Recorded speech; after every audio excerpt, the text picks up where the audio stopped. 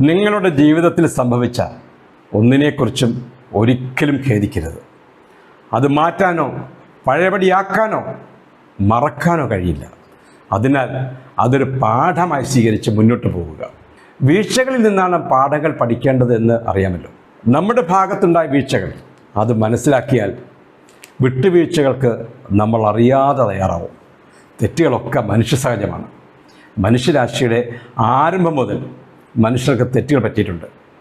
അതുകൊണ്ട് നമ്മുടെ ഭാഗത്തുനിന്നും ഉണ്ടായ തെറ്റുകളും കുറ്റങ്ങളും വീഴ്ചകളും അത് സംഭവിച്ചു കഴിഞ്ഞതാണ്. ഇനി അതിനെക്കുറിച്ച് വിഷമിച്ചിട്ടോ ഖേദിച്ചിട്ടോ എന്ത് നേട്ടമാണ് ഉണ്ടാകുന്നത്? ആ വീഴ്ചകൾ ഓർത്ത് മനസ്സിനെ പീഡിപ്പിക്കാമെന്ന് മാത്രം.